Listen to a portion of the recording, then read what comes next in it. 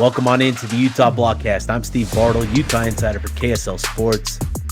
Back at it on a Wednesday. Appreciate everybody that's tuned in to the Utah Blockcast this season. It's been a lot of fun. Obviously, this week is a little bit different in terms of tone and all of that. Given last week's 34-10 loss to Texas Tech, I think Utah fans are starting to turn the page this week to West Virginia and looking ahead to the matchup this Saturday. And to help you do that, I welcomed on Mike J. Asti of West Virginia Sports Now to help me kind of break down and preview the matchup. That is today's episode. But first, before we dive into our 30-plus minute conversation, got some things that I just want to run through on this episode. And we had the opportunity, obviously, on Monday to hear from Coach Whittingham in his press conference. We also talked to some of the offensive players, Devin Dampier, Tobias Merriweather, and Micah Simon on Monday. On Tuesday, we heard from John O'Hall, Jackson Benny, and Coach Whittingham again, as well as Luther Ellis, just to kind of get a sense of where this team is at coming off of the loss. And I think for a lot of us, this is a big week in terms of what we need to see from Utah this weekend against the Mountaineers. And I think this is a significant opportunity for Utah's leadership to shine. And we've talked about it throughout the week. This is a big bounce back week for Utah. You have to bounce back and you have to provide a resounding performance against the Mountaineers. This is one of those games where you look at the matchup on paper and a lot of things tilt in Utah's favor. And so it's going to be important and really telling of the leadership on this year's team if we do, in fact, see that sort of resounding bounce back effort against West Virginia. After a loss like the one Utah suffered against Texas Tech, the key is resetting mentally and physically. And obviously the Red Raiders exposed some issues, particularly issues on offense that led to issues for the defense late in the game. And so this is the week where, we need to see some changes. We need to see some adjustments and see how Utah counters what the Red Raiders did, because the blueprint is out there. And this is going to be important for Devin Dampier, for the passing attack, to sort of get some things going in conference play. So the Utes have a chance to show fans and the Big 12 that, last week's loss isn't going to be the game that defines this team. And obviously West Virginia is a program going through transition and currently going through a significant rash of injuries, on their own end. So this is an opportunity in terms of, when you talk about a get right game, this is that sort of game. And Utah has to go into Morgantown and take care of business. So, with this game, Devin Dampier, the running game, they have to be sharp from the jump, taking care of the football, getting into a rhythm and maintaining that, which should allow them to capitalize on scoring opportunities throughout the game. And again, with Dampier, with his health, it does sound like he's in a better place than he was last week. What does that look like in terms of, his ability to execute the offense this weekend? I think a lot of eyes are going to be on him and what he does specifically. Does he return to form as a runner? Does he regain some of that explosiveness? More importantly, though, what sort of improvement and progress does he make in the passing game? I think that's where a lot of Utah fans are going to be keyed in on with him this week against this West Virginia Mountaineer defense. And to the Mountaineers' credit, this is a tough defense. This is a defense that's giving up about 20 points per game. They're aggressive. They get after the quarterback. I think they have three guys in the top 15 in the Big 12 conference that are generating pressure, that are, in the top 15 in sacks. So this is a defense that may not have the first off the bus type of body types, but they've got athletes and they've got scheme that could create some problems for Utah if they don't establish and take control of the line of scrimmage with that offensive line. Defensively, this West Virginia offense is, man, the injury list has grown exponentially with players on that side of the ball for the Mountaineers. they're going to very likely be starting a new quarterback. They're missing a handful of skill players at running back, at receiver, a handful of offensive linemen as well. So when you look at the matchup on this side of the ball, it's going to be important for the Utah defense to go in there and sort of set the tone like they have through the first four games, right? Setting the tone, playing a tough, stingy brand of defense, and as long as they do that, limiting who should be starting is Jalen Henderson, the quarterback, backup quarterback. He's a bit more of an athlete, maybe not offering as much in the passing game. Stopping the run, taking away that option attack is going to be the priority for Utah in this one. Now, with Utah moving forward this week, Coach Whittingham confirmed that Hunter Andrews is lost for the season. Unfortunately, he suffered a season-ending injury against Texas Tech. I think a lot of people saw him hobbling off the field. Unfortunately, it is a season-ending injury. It's a serious one, and one that's going to take time for him to get back. So, obviously, for him, you hope that he's able to recover, make a full recovery, and get back on the field, this off season, and hopefully return and lead Utah next year. But for Utah, obviously, this season it's going to be tough to replace Hunter Andrews. And, because he is such a unique athlete, right? He's a tight end fullback. He's an H-back. He's a running back. He spent time at both spots throughout the offseason. And, he provided sort of a unique look to this off with his, skill set, with his athleticism, his size.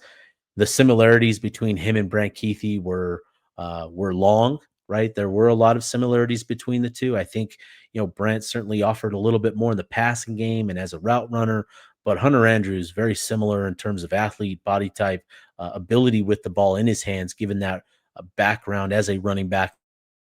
So he's not going to be an easy one to replace because he is such a unique athlete, but there will be ways for Utah to replace his production. And I think this is an opportunity where Otto Tia can certainly set up or step up for Utah this week potentially, and certainly this season. He is a little bit different in terms of the type of athlete and type of presence and threat he provides on the field. He's not going to give you much in the run game like Hunter Andrews was capable of doing, but he can provide you a little bit more in the passing game. And it's going to be important for Tia to take advantage of his opportunities, to do the little things, to secure the catch, to secure the ball, and all of that sort of stuff. He needs to capitalize on these opportunities that, could be provided to him. So I think first and foremost, when talking about replacing Hunter Andrews, the conversation starts with Otto Tia. And again, this is an opportunity for him making the move from receiver to tight end this offseason. This is an opportunity potentially for him to step up and help this Utah offense. So with those two things, those two little tidbits out of the way, I want to get to my conversation with Mike. I thought it was really insightful. He provided a lot of information and opinions on this West Virginia team and program, with Rich Rod returning to Morgantown. And for Utah, I like this matchup, this game, as sort of a get right game for Utah. It's unfortunate to see the injury list be what it is for West Virginia. Frankly, you know, I wouldn't mind seeing Rich Rod Punkin Whittingham with the injury report, maybe seeing some of these guys that could potentially be listed on it and playing. I wouldn't hate seeing that just because I'm so sick and tired of this conversation centering around Utah and how they manipulate the injury report. I would just love to see it. I'm not suggesting that we need to do that, but I hate this conversation this week. So, so anyways, but again, like I said, I think this is a matchup for Utah to get right because, this is a defense that is tough. It doesn't have the type of body types and athletes that are, elite, but they've got good athletes. They've got good bodies and they've got a scheme that really creates some problems. So this is going to be a game where the offense can't just roll out of bed and assume control of this game. They're still going to have to earn it. They're going to have to earn control of the line of scrimmage. They're going to have to make plays and capitalize on opportunities when they're there. For the defense, it's a little bit of a different story because of the injury list and how it is how it's impacted that Mountaineer offense. They very likely are going to be without their starting quarterback, uh, two of their top four running backs, their top wide receiver, a handful of offensive linemen. So this is a matchup for this Utah defense where you have to establish control. You have to set the tone and get those stops early on in the game to give your offense, ample opportunity to get the ball into the end zone and sort of establish control there. So this is a game that if Utah goes into Morgantown and brings that business like mentality, this is a game where they should win comfortably, but they're going to have to earn it. So, anyways, enough from me. Let's get to my conversation with Mike J. Asti and hear from him. All right, Mike. Appreciate you hopping on. Yeah, man. Mike J. Asti of WV Sports Now. Man, I like I said, I appreciate you hopping on, taking some time to talk through the West Virginia Mountaineers and sort Yeah. of previewing the matchup with Utah coming into town. Man, how you doing? I'm doing well. I'm covering college football and dealing with two young daughters, one a 3-year-old who's now fully into toddler, and the other one almost 4 months old. Oh, So wow. aside from the media career, that's another job. So I'm dealing with everything going on and able to take some time to jump on this with you, which is easier said Man. than done. Yeah, I understand that fully. I've got a 2.5-year-old, so Okay. I Okay. understand that completely, man. So Uh, again, I know the time is valuable. I will tell you, even 2.5 to 3, there's a transition there. My daughter Oh now yeah. at 3 trolls me. She's very intelligent. She's very sarcastic. She's fully into the personality that I didn't see as much even 6 months ago. So it'll be interesting what your transition looks like 6 months from now Yeah, with yours. absolutely, man. Well, Yeah, that's great. And so, Mike, we'd just be curious, kind of your background. How long have you been in the industry? How long have you been covering, West sure. Virginia athletics? Sure. Well, in terms of media in general, about a decade or so. I am also a WVU alum, so I'll put that out there. But in media in general or so, about a decade. And my background, really, I've kind of done it all in terms of calling games, in terms of written content, writing for major legacy outlets. I spent a time with the Tribune Review in Pittsburgh, a lot of digital in my career, and then radio as well, large radio background going from college to different outlets, mostly in the Pittsburgh media region, which does encompass West Virginia as part of the DMA. Been covering West Virginia on a beat here, WVU Athletics, for probably about 5 years now, but also did do some in college. So way back, and then took a break, covered other things, and then now back covering the Mountaineers. But I've covered the Steelers, Pirates, Penguins, all through the Pittsburgh Oh pro wow. scene. And then, of course, covering West Virginia now on the college side of things. And again, yeah, I've done it all in terms of every aspect of media. Been with legacy outlets, been with digital platforms like West Virginia Sports Now. And currently, I do some national work with Yardbarker, national writing with Yardbarker, as well as what I do with the Pittsburgh Sports Now group and WVSN covering West Virginia. On Sirius XM, have a podcast of my own, Mic Drop, that's played on Sirius, and then different other shows and different other ventures that I'm always involved in. And then, of course, adding in again, taking care of my two daughters is another job. So it's been a long, interesting, bizarre journey, but I've always been involved in some respect, Hmm. and mostly now focused on covering West Virginia and then other talk shows.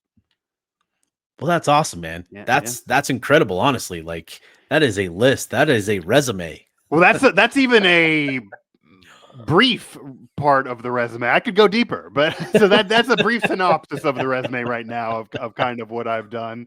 It's kind of been all over the place at different times, but yeah, major legacy outlets, Tribune Review, WPXI in the Pittsburgh Yeah. region, then of course now kind of what I'm doing now. So it's been all over the place, been all over the map, but dipped my toe in kind of every different avenue of media. That's why everybody is these days. I'm sure you are as well, but everyone's a multimedia journalist if you are a journalist. Uh, Yep. so I still call myself a journalist, but more of a multimedia journalist. No one's really just one thing these days, and that's not been Yep. my career either. Yeah, no, I hear you on that. Certainly doing more video Yeah, podcasting and all that yeah, sort of stuff. It's been, yeah, a new element for I think a lot of us yeah, to learn and embrace, over the last couple of years. So that's great, Mike. for And sure. again, it's clear you've got a lot of history there in that region, and I know. Yeah, For Utah fans, there are going to be quite a few fans making that trip to Morgantown and flying into Pittsburgh. And I'm sure, like myself, it's going to be the first time for a lot of us there in that Pittsburgh, Morgantown region. okay. What sort of recommendations do you have for the folks that are traveling to Morgantown this weekend? Yeah, so in Morgantown, it's a typical college town. It's going to be that atmosphere, especially for a conference game. And I would 100% recommend Tudor's Biscuit World. That's a West Virginia staple Okay. beyond even Morgantown. That's breakfast food, that's biscuits. That's going to put meat on your bones. So that wouldn't be Love it. something that I would recommend if you're going to be there for a weekend. I don't know if I would do it every day. I don't know if I would do it twice a day, but you hit it up once and it'll stick with you. So Tudor's Biscuit World for a sports bar, Kegler's. These are free plugs Hecklers. I'm throwing out Okay. there, but these are some of Yeah. my favorites. Kegler's. They throw cheese inside the meat, so it's the best kind of burnt cheese, but somehow it ends up in the meat. They're not even doing it intentionally, but somehow it gets there, as well as Yeah. around the burger when they're making a mean burger for you. Wings are there as well, big TVs all around. If anyone's going to still stay on Sunday and leave later at night, NFL games, great place to Yeah. watch NFL games. That's actually where they do and where they film the Rich Rodriguez weekly show, where his radio Oh, show okay. is filmed there. Ross Hodge for basketball will be filmed there as well. So that's kind of a sports spot. And DPDO, but for calzones, that's on other college campuses as well. But that's a big one there, more downtown. There's a few of them. You do a nice Google Yeah. search, you're going to see it's a typical college town. So food is open, generally speaking. Some, not all of these, but some places until 4 a.m. It's a little different than Pittsburgh Okay. in a pro Right. city. You can't really eat anywhere outside of fast food after maybe midnight.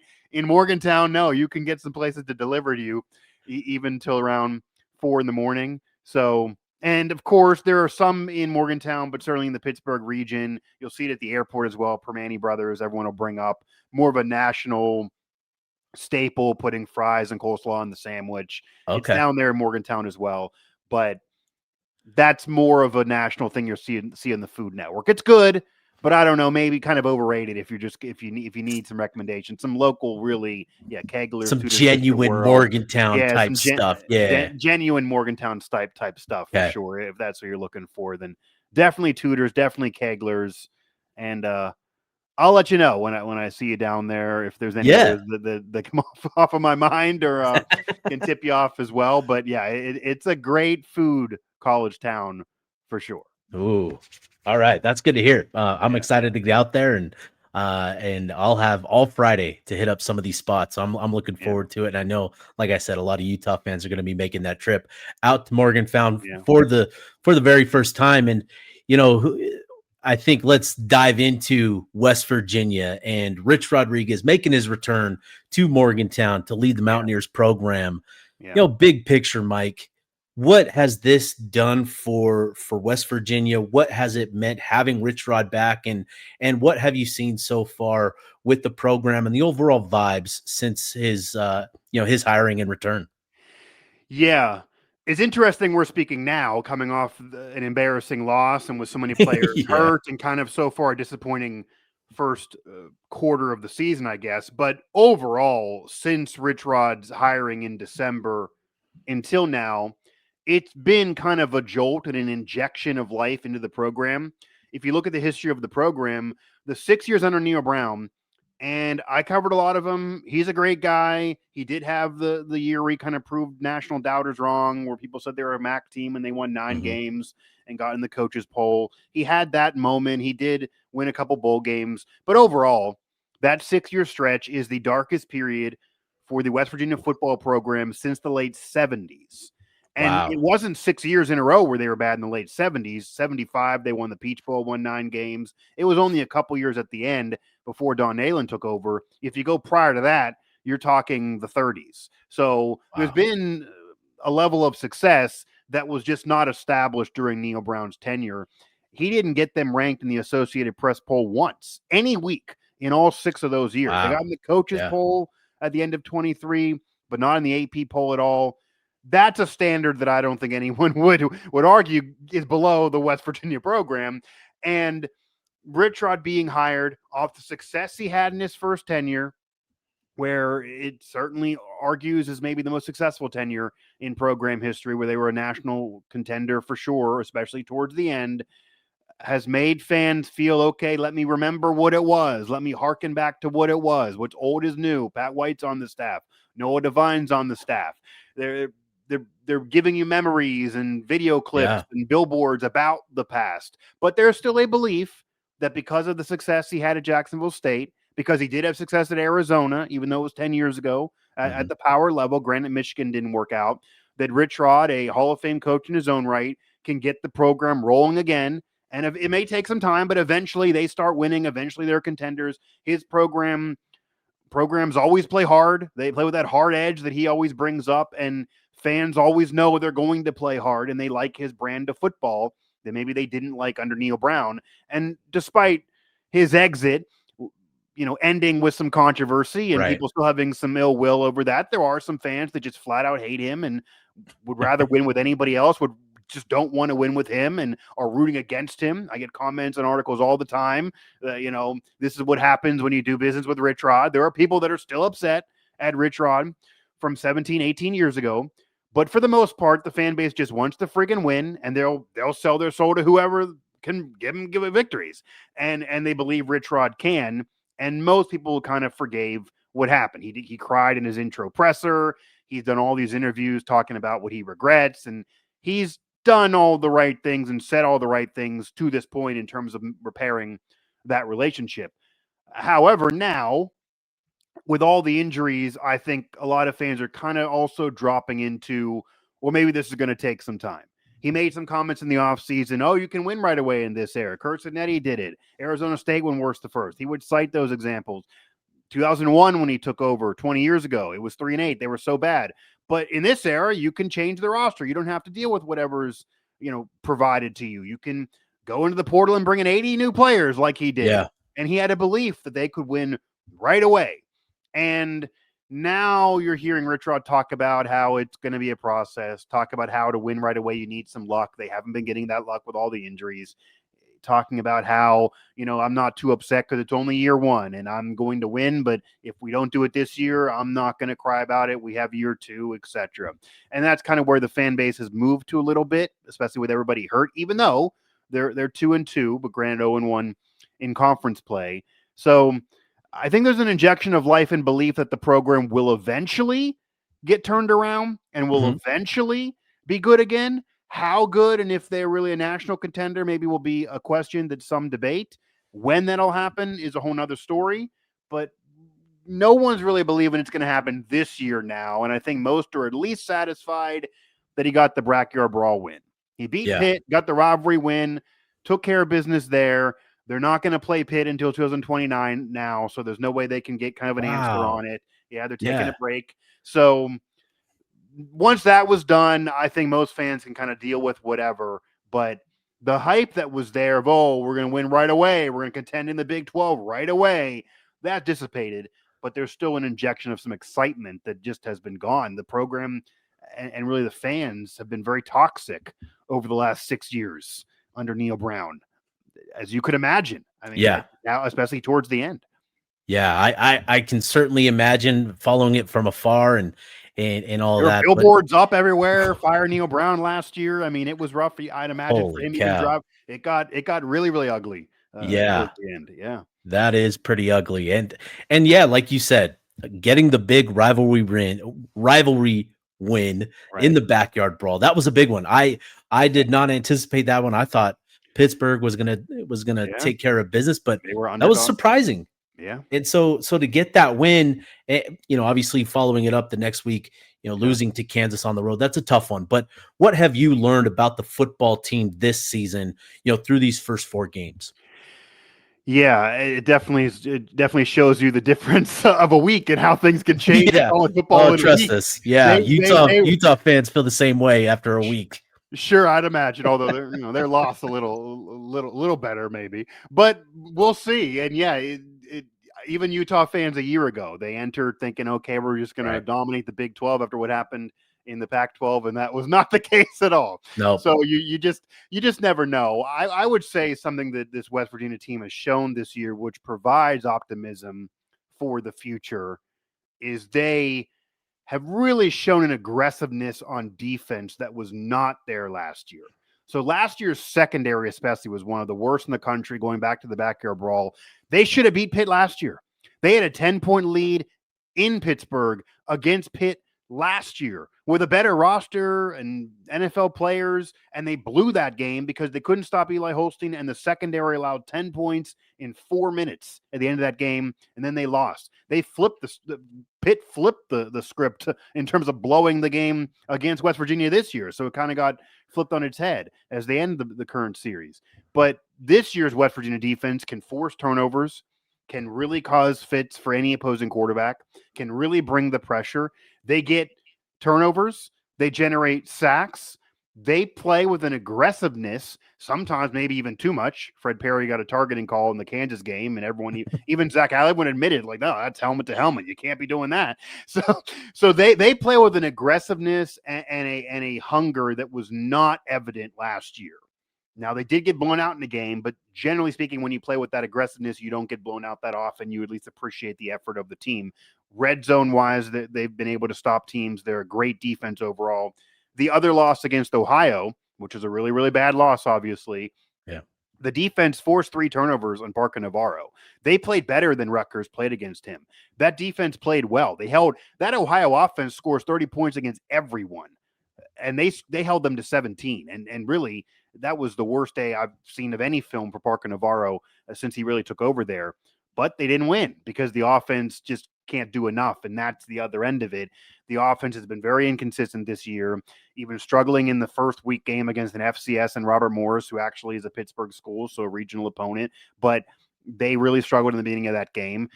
They certainly struggled in Athens against Ohio, against a group of 5. They were really, really inconsistent and just barely could move the ball at times. They had 1 touchdown and then a series of punts and miscues of their own.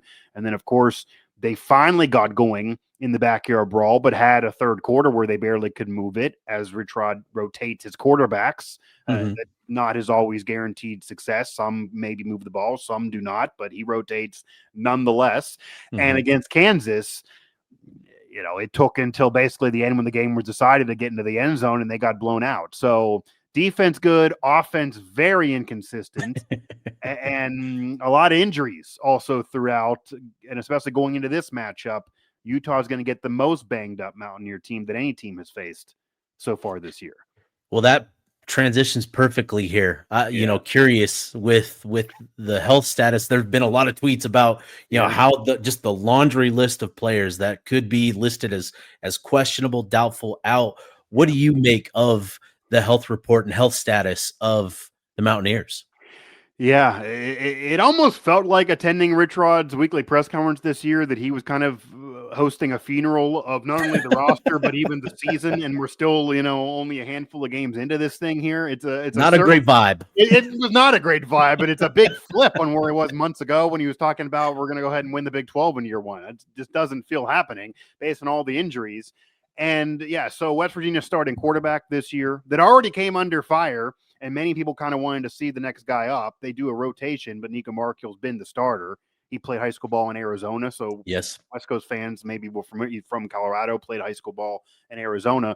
But now he's back in Colorado getting tested for a foot injury that he self-reported to the coaching staff they were not aware of at Kansas. He didn't play well there at all. And he did jumpstart them and help lead the way in the backyard brawl. It's good or bad Nico. It's a Jekyll and Mr. Hyde. He had a great showing at the end of the backyard brawl, led him to a big win. He'll be remembered forever for winning that brawl. And then Kansas overthrowing receivers, looked totally off. -4 yards rushing in a Rich Rodriguez offense. Ooh, I don't yeah, think anyone needs to be an analyst to tell you that's not going to work. If you know yeah, anything about Rich Rod, the quarterback cannot have -4 yards. They're lucky they didn't lose by 60 points. It could have been worse. So he had that bad game, but now he's hurt. He's listed as questionable, but I would imagine a guy getting tested away from the program middle of the week is not playing, especially when yeah, they have a rotation. He's coming off a poor game, and Rich Rod was honest in saying that even if he gets a green light of being healthy, then any of these guys that are getting tested and get a green light on Thursday or Friday, they're behind in reps. And for anyone who doesn't know how Rich Rod works, maybe for better or worse, and some are annoyed with this, he really goes off practice. The mhm, players out there that are great in games and college and the NFL that don't really, dog it in practice, you'll never get an opportunity under Rich Rod. You got to show him in practice. So if you're missing yeah, reps, even if you're the best athlete, he's going to have you limited in the game. That's just how he operates. So Nico likely won't play. That likely means Jalen Henderson, who is a power forward transfer from Texas A&M that was a yeah. former top recruit. He's not looked good in the spring. He looked a little better in the fall, but looked still shaky. Was injured a lot last year. Looked like he was shaking some rust off. He's looked up and down, certainly through the air, up and down. Went in so far this year. Can run.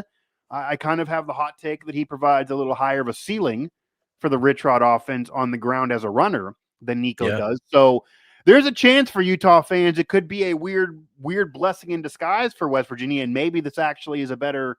Maybe they're dealing with more of a spread offense than the other teams have faced because Jalen Henderson could run more and is faster. That is possible. So Interesting. he likely will start, I would imagine. But beyond that, Preston Fox, who was there under Neil Brown, a veteran wide receiver, he's questionable. Ty Edwards, who had 141 yards and 3 touchdowns, did not play against Kansas. He is questionable. He likely probably is not playing. And going into Kansas, he wasn't even on the injury report at all until he became a game time decision and then didn't play. Oh man. Livingston, the center, he's a veteran as well. He's questionable, got hurt towards the end of the Kansas game. There's a myriad of players. There's honestly 5 or 6 of them, I believe, that were even discussed at the presser, and there's 3 or 4 more that I haven't even got to. Those are the major players, but Wow. they are very banged up. They have multiple injuries on the offensive line. They have a few defensive injuries. Obviously, Fox and Reed Carrico got banged up recently, although he did come back. Chase Wilson, who was a great linebacker from the Ohio game, tried to really save that game and keep him in it. He's been hurt. Some of these transfers are hurt and are out. They are a very banged up team. And Rich Rod Yeah. even said, we desperately need an open or a bye week. And they don't get one until after BYU. So they play Oh, BYU on the road after Utah and then have a bye. oh. So who knows if they'll get healthy in that bye, but for this Utah game, they have many starters out, and it likely will be the first game with a different starting quarterback this year. That's interesting. And obviously with Utah, a lot of talk about that injury report from Utah's end of things with Devin Dampier and Yeah. and his injury. And from what I can share, it does sound like he is in a better place with that ankle. And I don't anticipate him being included on the injury report this week. I do think, we're not going to have to worry about any sort of drama. I think he's in better shape, Okay. but I wouldn't be surprised in terms of Utah's health. There being a couple, maybe a defensive lineman that we didn't see last week in Aliki Vamahi. Maybe we see him on that list. We might see the other Okay. freshman defensive tackle, Carson Kafusi, who was on the list last week. I think he'll be off of that this week. So, I think it's interesting because, like you said, West Virginia, you've still got another game beyond this one to get to the bye week. For Yeah. Utah, it's this game and then they get to the bye week. So I Yeah, think that's nice. Utah's. That's I nice. think. It's nice a little bit, especially after traveling, because Utah has to travel, and then West Virginia has to end this home game, and then go to Mhm. Utah and play a good BYU team. And what I didn't even mention is irrelevant for this game because they're out for the year. But Jaden Bray, who Big 12 fans know from his Oklahoma State days, a part of the Yep. last real good Gundy team that went to the Big 12 championship game, he is hurt, out for the year, and he was there even last year, and he got hurt and ended up out for the year after week 2 both seasons. So Jeez. he is out for the year again. And Yeah. then separate from that, Jaheim White, who was on the Doak Walker Award list entering the Yeah, season, he is a great running back, has been there for a couple years, really had people believing he could fit into the Rich Rod mold and unlock him even more than he was under Neil Brown. There were me. some people I saw nationally that were picking him as like their dark horse, Mhm. Big 12 offensive player of the year if West Virginia would win, etc. Out for the year. He got hurt in the Ohio game. So the only defense of the Ohio game is the first half had all their star players get hurt and Jaheim didn't come Ugh, back. man. But Jaheim's out for the year. So Ty Edwards wasn't even supposed to be able to have the opportunity in the brawl if Jaheim was healthy, but Jaheim out for the year. So the players that were there preseason that were going to be relied upon are mostly out, or mostly either questionable, out, or out for the year Ugh, for West Virginia. But we will see, because they gave a lot of opportunities in the offseason to a lot of players because they were doing a position evaluation at every single position. So the only saving grace is if any team can afford all these injuries, not that they have the depth and they're going to, I'm sure, lose a lot of games this year, but in terms of figuring out who they can play, it kind of would be this coaching staff in this year, because they worked out everybody all offseason. right. There was nobody, even Jaheim White, who walked in number one on the depth chart. The depth chart's been or every week. So Utah fan, don't even look at it. Don't even look Yeah. at it. It's just or Gotcha. or. So they have guys. It's not like any of these guys who are going to now get chances haven't played at all. They've been rotating players. They've all been playing. It's not like anyone's going to just debut in the middle of the season. That's a little saving grace in terms of experience, but no, their major contributors are out, and that's a bad thing for the West Virginia Gotcha. Mountaineers. Gotcha. Well, with this offense, 15th in the conference in terms of scoring, but Yeah. really solid numbers in terms of rushing offense. I think they're fourth in the conference at just over 200 yards per game. Passing game, a little bit of a struggle, 12th in the conference. And as you talked about, Jalen Yeah. Henderson, that's going to be the big question mark. He does seem Yeah. like a better athlete, but in terms of his passing acumen, we'll see. And then to Yeah. to your point earlier about the defense, you look at the turnover margin, and what I noted was, -3. They were dead last in the conference in turnover margin. But then you started talking about the takeaways, and I was really impressed. 6 takeaways from this defense, right? Yeah. Which that's a very solid number. The issue is, and you made this point as well, 9 giveaways for the offense, and it's just kind of like Yeah. tough. So, Yeah. what do you make And of? not many points off the turnovers. Yeah, Against Ohio, I don't think they scored off any of them. And then even in the other games, you're talking field goals. Yeah, they haven't cashed in enough, even though they've been able to pick up those turnovers. And Zach Alley has literally said that if his defenses through his career get 3 turnovers a game on an average, they usually end up in the top 15 and the team usually wins. right. That anomaly looks like it's about to be changed this year, because he's getting 3 a game and they are not winning, and they are not ranked anywhere near in the top 10. The offense needs to help them out, and Yeah. they're not doing enough of it. Gotcha. So let's shift gears and talk about that defense, because it is doing some impressive things. Like you said, Yeah. the aggressiveness, getting after the quarterback. I think they have 3 in the top 15 in the conference in terms of sacks, with Chase Wilson, Edward Vesterinen, and Hammond Russell. Yeah. Getting notching each at least a couple sacks. What has been the difference with this defense, and what's allowed it to find success on that side of the ball?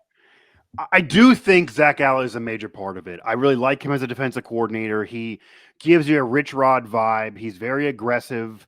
Someone even asked him going into the brawl with Edmund Reed, Pitt's star running back, who was a preseason All-American for some, and he got hurt in that game. But someone asked the question, well, going into a game like this, when there's such a weapon on the other side, do you look to contain somebody and just look for a certain bar, minimize it here to a certain number, and then maybe you'll have success? And he said, I don't accept that. I want to stop everybody on every single play. I don't want them to gain a yard. And it's like, that's hard to believe, but you have to. I kind of love that. If I was a Yeah. player, I'd imagine, like, you kind of love that mentality. You got to go in with that mentality, whether it's going to happen or not. And he works them very hard in practice. So Zach Allen's aggressiveness is different than what's been there. And that, I think, has really been a major driving force of this defense playing better. You can look at some of the transfer additions to some of those players you mentioned. Hammond Russell and Eddie Vesterinen were there last year. and they weren't stars. They were depth pieces. Wow. Eddie V got hurt, to his credit, but they weren't as good as they've already been. So Zach Alley's elevated guys defensively and helped bring this defense to a certain level. Now, they definitely had rough moments against Kansas, though. It's not a perfect defense. They generate turnovers. They're aggressive. I like watching them more than last year's, where you knew they were just going to give up chunks of yards and there was no Yeah. chance. Problem is, against Kansas, when they faced a mobile quarterback in Jalen Daniels, he was able to gash him on the ground. They couldn't really contain him. They missed tackles in that game. They're far from perfect.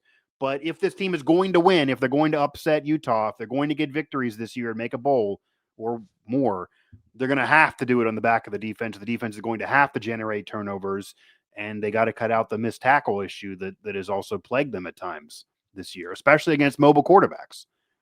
Well, I'd be interested then, Mike, with this game, and as we're talking about it, obviously, Yeah. when you're dealing with this sort of injury report, it's going to be tough, right? Utah's coming into this pretty healthy, compared to West Virginia, really healthy, and so Yeah.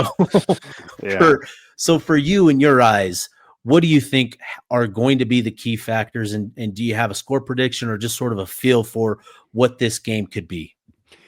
Yeah, it's almost impossible to predict West Virginia to win this game right now. Utah was a ranked team. Yeah, they lost. They're coming off a loss, but they lost to a ranked team. Mm-hmm. Maybe fans are down because it wasn't a close game, but they still lost to a ranked team. Utah is still a healthy team with a lot of talent there, even though they're on the road. And West Virginia's won the home games and lost the road games. So Yeah. maybe that's part of it. This game, if it was in Utah, maybe the spread would even be double what it is. But there's a reason why this is a double-digit point spread, because of all the injuries and West Virginia kind of down right now. And you could even argue that we're going to find out, because Pitt was just off a bye. Maybe the win over Pitt was against an average team. I mean, I kind of thought Pitt was overrated going into this year. We're going to find out if that's really true. Is that really a quality win? Same thing that happened with Pitt last year. They bragged about beating West Virginia for weeks. I'm sure you saw, and then you realize, well, West Virginia's not that good. We may figure that out this year. I'd imagine Utah wins this. I would go probably 32-16, something like that. Maybe. I think Utah probably wins this convincingly. The only way Utah does not win this convincingly, for me, there's only two possibilities here, and I think Utah wins the battle of the trenches pretty convincingly as well with their lines, which is also what allows this to be such a dominating win for Utah. But because there's NFL players there on the Utah lines, and West Virginia is looking at some players they're trying to get there that just aren't there yet, and also dealing with some injuries. But the only way this is a chance for West Virginia to make this a close game, to make this a competitive game, or even freaking win this game would be either they generate a lot of turnovers again and they cash in on them. They got to cash in on them. Yeah. Generate the turnovers and cash in on them. They got to win the field position again. I'll add that, because Oliver Straw is actually one of the better punters in the whole Big 12. So that does usually help them in terms of pinning the opponent back. Granted, they can certainly drive up the field. And then separate from all of that, we need to see Jalen Henderson do the Rich Rod offense thing. We need to see Jalen Henderson with his legs rush for 100+ yards, get in the end zone with his legs, move the chains with his legs, and kind of do what Jalen Daniels did to the Mountaineers to Utah. If Jalen Henderson can move the ball, mostly likely with his legs, he's not Pat White at all, but if he can move the ball with his legs and maybe not kill him through the air and do enough through the air, then maybe this offense can hang. If not, and Jalen Henderson plays like he's been from what I've seen, where it's hot and cold, assuming, again, he's the starter and Nico doesn't play, then it's probably a big win for Utah. Yeah, Mike, I think I'm with you there. Obviously, this is all going to be about Utah going into Morgantown, a hostile environment.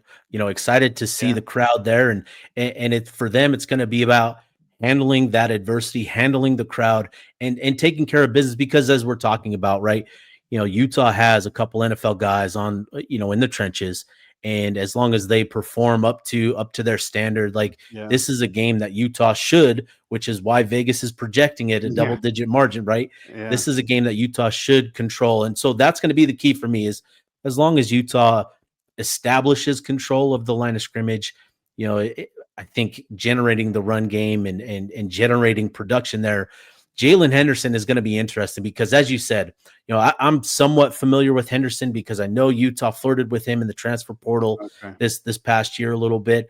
So familiar with his game. He's an athlete. He is your prototypical type of Yeah. Rich Rod quarterback, and I think Yeah. that is kind of an interesting factor here. But again, just with the injury report, it's hard to see Utah not going into Morgantown and taking care of business. But I do think it's going to be tough given the crowd and given sort of the respect that Kyle Whittingham has for Rich Rod. I still think this is going to be a pretty competitive game, but it's going to be up to Utah to play to their standard and to kind of not allow Texas Tech to beat them twice. And that's going to be an interesting thing to see from this team. So I'm with you there. I think, 35, 32, somewhere in there, 14, 16, something like that. I'm right there with you, in terms of this game. Yeah, and then that would be covering the spread. I didn't think Kansas would cover the spread, even though I thought they would probably win, and they ended up covering the spread and then some.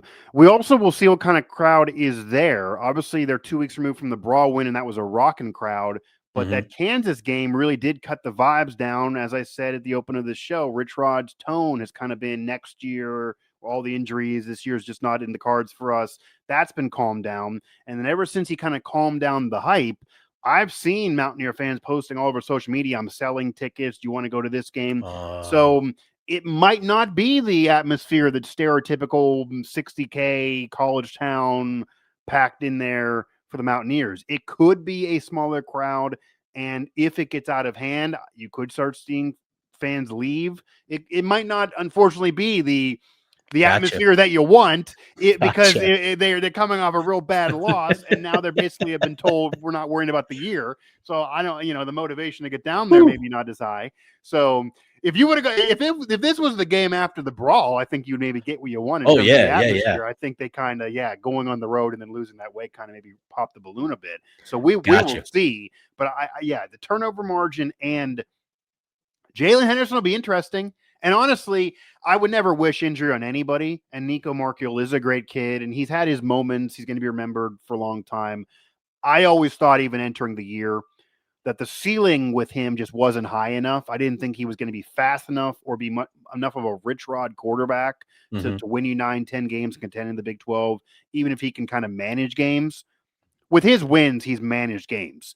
The only game that he's lit up the defense and dominated like a 4-star recruit should is at Arizona last year. If you pull that film, he looked amazing against Arizona. I don't know if that was just motivated himself or whatever, but that was the kid that was supposed to come out of high school was at that game. The other games, he's mostly managed the victories, but Jalen Henderson to me gives a higher ceiling. Granted, it also could be a worse floor because he does not pass as well at all. Gotcha. But so I kind of want to see what Henderson can do. And again, maybe there's a blessing in disguise that Nico just kind of looked off, that maybe getting him out of there and getting Henderson in, maybe Rich Rod goes back to really old school spread 20 years ago offense and a lot of runs and quarterback keepers. And I guess Utah's going into a bye, so it wouldn't matter. But at the very least, they may spend some more time in the hot tub and have to run around a little bit more with Henderson out there than with Nico Markiel. So we will see. I mean, that is the, there are some Mountaineer fans that are trying to really get their brains to run wild. And if you go way back, Pat White's career got started, and Henderson's a senior, but Pat White's career got started after an injury to a quarterback that actually was winning, and Adam Bednarik. And that was around week 4 or 5. And then out of nowhere, in the middle of that Louisville game, they came back and White's running all over the place and became a legend and never left the field after that for the Mountaineers. So interesting. There are some that let those dreams take over, but is that reality? Probably not. I'm just interested to see what Jalen Henderson can do. Mike, this has been great. I really appreciate you taking the time to hop on with me and let the people know where they can find your work and where they can, read some of your stuff. Yeah, so our coverage of this will be at West Virginia Sports Now. I can be found on social media there at Mike ASTI11 and Yardbarker for some national work, and then my podcasts everywhere you get your podcasts, Sirius, etc. So happy to do it. Happy to jump on. I guess I'll be seeing you in the press box. Yep. So I'll see you down there, and again, get some Tudor's biscuits, and we'll see what kind of game we end up checking out this Saturday. Should be really interesting. Mike, appreciate the time, man. Yeah, man.